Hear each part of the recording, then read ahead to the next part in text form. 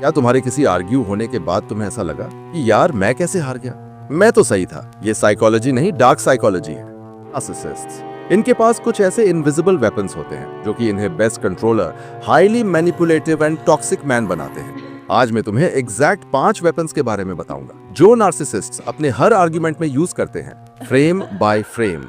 और सबसे इंपॉर्टेंट, मैं तुम्हें भी एक वेपन दूंगा जो नार्सिसिस्ट को ओवरटेक करने में तुम्हारी मदद करेगा। सबसे पहले समझो नार्सिसिस्ट होते कौन लोग हैं। मैं क्लिनिकल डायग्नोसिस की बात नहीं कर रहा, मैं बात कर रहा हूँ उन लोगों की जो नार्सिसिस्टिक ट्रेट्स रखते हैं। हो सकता है तुम्हारे आसपास भी ऐसे लोग हों जिनके आगे तुम्हारी फीलिंग्स मैटर नहीं करती, जो तुम्हारी हर अचीवमेंट को छोटा कर देते हैं और खुद को क्रेडिट देने लगते हैं, तो आंखों में आंखें डालकर इस तरह झूठ बोलते हैं कि सामने वाले को सब सच लगने लगता है। और सबसे बड़ी बात, जिसके साथ बात करने के बाद तुम सोचते हो मेरे साथ कुछ दिक्कत है क्या, और ये लिस्ट बहुत बड़ी है। येल यूनिवर्सिटी की साइकोलॉजिस्ट डॉक्टर रमानी दुर्वासुला, उनके बारे ये कहना गलत नहीं होगा कि उन्होंने नार्सिसिज्म में इन डेप्थ पीएचडी कर रखी है। उनका एक गेम चेंजर कोट भी है, narcissists don't argue to find truth, they argue to win. Truth उनके लिए इरेलेवेंट है, समझे? मतलब जब तुम लॉजिक से आर्ग्यू करते हो, फैक्ट्स, इमोशंस, एक्सप्लेनेशंस, तब वो कुछ अलग ही खेल रहे होते हैं, कंट्रोल का खेल, डोमिनेशन का खेल। और अगर तुम उनका गेम नहीं समझ पाए तो तुम्हारा हारना निश्चित है। देखते हैं कि वो क्या और कैसे करते हैं। Weapon 1, the reality eraser. इसको गैसलाइटिंग भी कहते हैं क्योंकि ये वर्ड आया है 1938 की एक ब्रिटिश प्ले से, गैसलाइट से। इसमें एक हस्बैंड सिस्टमैटिकली अपनी वाइफ को कन्विंस करता है कि वो पागल हो रही है। कैसे? उसकी रियलिटी को रिपीटेडली डिनाई करके। और आज 2026 में सबसे कॉमन मैनिपुलेशन टैक्टिक है। इमेजिन करो तुम्हारा कोई नार्सिसिस्ट दोस्त तुमसे कहता है मैं कल 5 बजे तेरे घर आऊंगा, फिर अगले दिन 7 बजे तुम उससे पूछते हो कि भाई तू आया क्यों नहीं आज 5 बजे, तो वो कहता है कि मैंने कब कहा कि मैं आऊंगा, तेरी मेमोरी वीक है क्या? और लास्ट में कह देगा कि भाई मैंने तो मे भी बोला था, कंफर्म थोड़ी था। यही चीज अगर तुम्हारे साथ वो बार बार करे तो तुम अपने आप पे डाउट करना शुरू कर दोगे। ये इतना पावरफुल क्यों है? क्योंकि ह्यूमंस को सर्टेनिटी चाहिए, अपनी खुद की रियलिटी पे ट्रस्ट चाहिए। और जब कोई बार बार कॉन्फिडेंटली तुम्हारे परसेप्शन को रॉन्ग बताता है तो तुम्हारा ब्रेन कंफ्यूज हो जाता है, और कंफ्यूजन में तुम डिफेंड करने लगते हो, ओवर एक्सप्लेन करते हो और सेल्फ डाउट करते हो। यहीं पे नार्सिसिस्ट जीत जाते हैं। Weapon 2, the topic hijacker. Psychology में इसे कहते हैं एडी होमिनम अटैक। ये एक लैटिन वर्ड है जिसका मतलब है अगेंस्ट द पर्सन। ये सीन देखो, तुमने अपने फ्लैटमेट से कहा यार अपने बर्तन धो दिया करो, किचन गंदा रहता है। अगर एक नॉर्मल इंसान होता तो कहता अच्छा चल मैं धो दूंगा, पर सोचो नार्सिसिस्ट क्या बोलेगा। सबसे पहले तो वो 1 सेकंड चुप रहेगा, फिर हल्की सी हंसी के साथ बोलेगा ओह अब तुम्हें मेरे बर्तनों से दिक्कत है, जिससे तुम्हें लगेगा कि तुमने कितनी छोटी बात कर दी। फिर वो तुम्हारे ही काम तुम्हें गिनाने लगेगा, जैसे तुम्हारे कपड़े बैल्कनी में 3 दिन से सूख रहे हैं और आखिरी बार कब तुमने रूम साफ किया था। उसके बावजूद भी तुम्हें मेरे 2 बर्तन दिक्कत दे रहे हैं। देखो यहाँ तुम बात कर रहे थे किचन को क्लीन रखने की, पर बात होने लगी तुम्हारे ही कपड़ों की और तुम्हारे रूम साफ रखने की। और अब तुम अपने आप को डिफेंड करना शुरू कर दोगे कि भाई रूम तो मैं साफ कर देता हूँ और कपड़े तो बस एंड ब्ला ब्ला ब्ला। यहाँ नार्सिसिस्ट ने टॉपिक हाईजैक कर लिया। हार्वर्ड बिजनेस स्कूल की न्यूरो साइंस रिसर्च कहती है जब आर्ग्यूमेंट में किसी के कैरेक्टर पे या पर्सनल अटैक होता है तो ब्रेन का इमोशनल सेंटर, जिसे अमिगडाला कहते हैं, वो एक्टिव हो जाता है और लॉजिक पार्ट, जो कि प्रीफ्रंटल कॉर्टेक्स होता है, वो सप्रेस हो जाता है।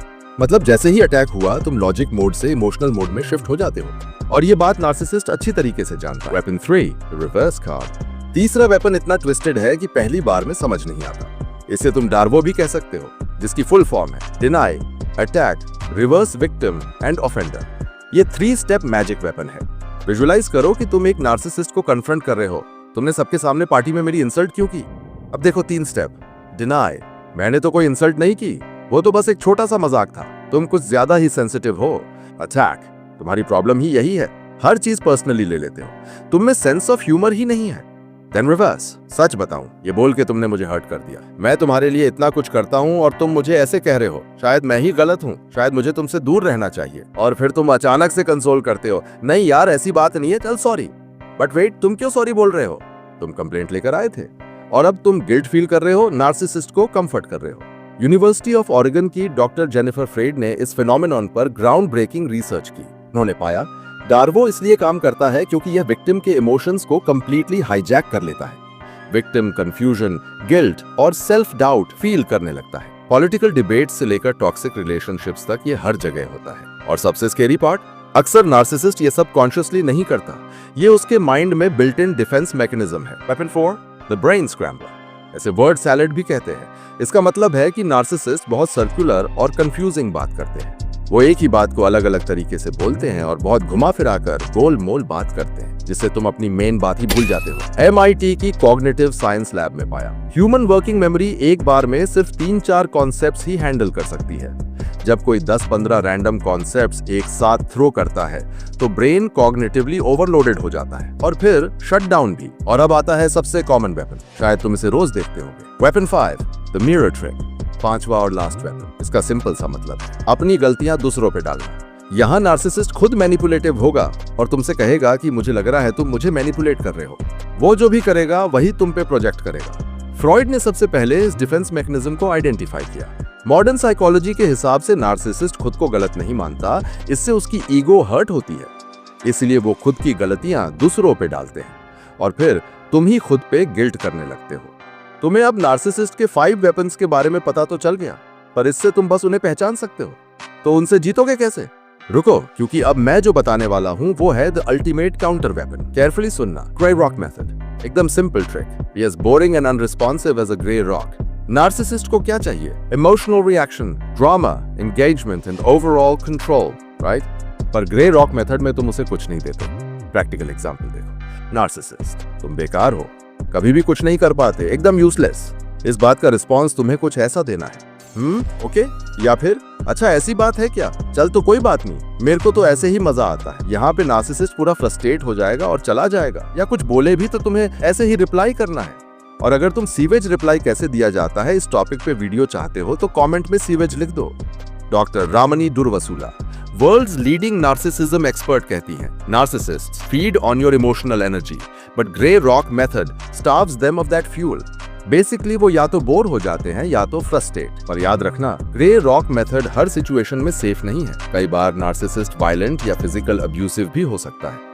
ये मेथड सिर्फ वर्बल मैनिपुलेशन के लिए है। और हमारे पास एक बोनस ट्रिक भी है। अगर ग्रे रॉक मेथड पॉसिबल नहीं है तो ये यूज करना। जब भी नार्सिसिस्ट कुछ मैनिपुलेटिव बोले उससे कामली पूछना, can you explain exactly what you mean by that? Simple repeat करवाते रहो, क्योंकि नार्सिसिस्ट्स की बातें यूजुअली मैनिपुलेटिव ही होती हैं। और जब तुम उनसे रिपीट करने के लिए कहते हो या क्लैरिफिकेशन मांगते हो तो वो एक ही बात को रिपीट नहीं कर पाते, फिर वो बात को घुमाने की कोशिश करते हैं। इससे वो खुद मैनिपुलेट हो जाते हैं।